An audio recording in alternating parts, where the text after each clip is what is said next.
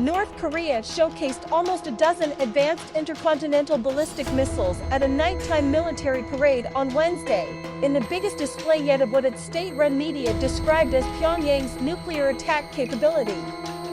The missiles were paraded through Pyongyang's Kim Il-sung Square as leader Kim Jong-un, accompanied by his wife, and a young girl believed to be his daughter looked on. The widely anticipated event, which marked the founding anniversary of the North Korean army, comes less than 2 months after Kim called for an exponential increase in his country's nuclear arsenal in response to what he claims are threats from South Korea and the United States.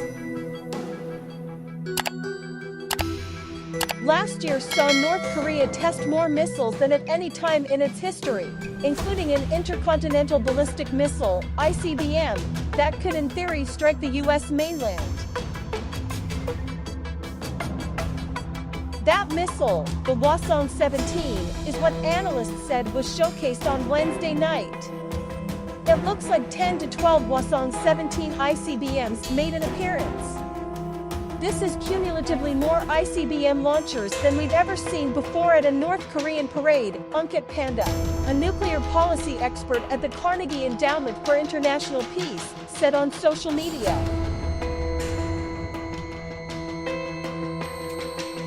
Panda said if each missile were equipped with multiple nuclear warheads, they could represent enough volume to overwhelm U.S. ballistic missile defenses.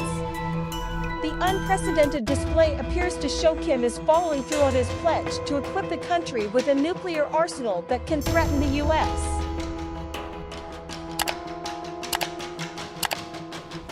Besides the Hwasong-17, analysts said North Korea showed off what could be a mock-up of a new solid-fueled ICBM, which, if it were to become operational, would give Pyongyang a more mobile and harder to detect nuclear missile.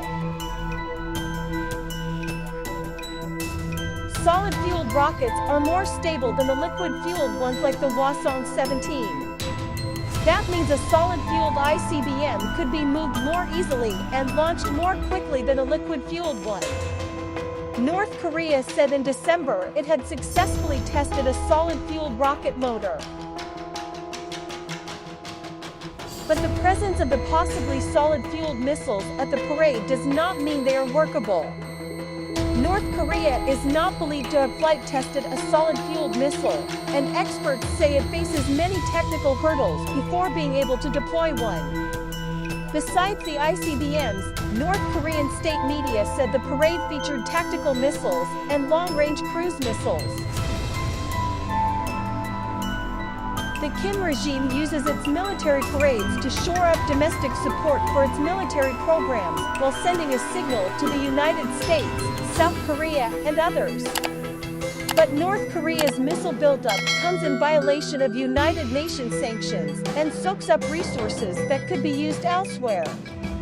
Kim Jong-un let North Korea's expanding tactical and long-range missile forces speak for themselves, said Leif-Erik Easley, a professor at Ua University in Seoul. The regime has staked its legitimacy on nuclear weapons at the expense of diplomacy and the economy. Easley and other analysts say the next step in North Korea's nuclear weapons development could be an underground test of an actual weapon and could come at any time. Wednesday night's parade followed a lavish banquet a night earlier at which Kim put a girl believed to be his daughter Ju Ae in the spotlight, the latest sign the girl is possibly being groomed as his eventual successor. Pictures published by state media showed the girl walking next to Kim and her mother as they entered the venue for the banquet, while military officers applauded. At the banquet, the girl was seated in the center of the lead table between Kim and her mother. In a country where the Kim family and the military are all powerful, the presence of the girl at such an important event sends clear signals, said Easley, the Ua University professor. By ostentatiously including his wife and daughter, Kim wants observers at home and abroad to see his family dynasty and the North Korean military as irrevocably linked, he said.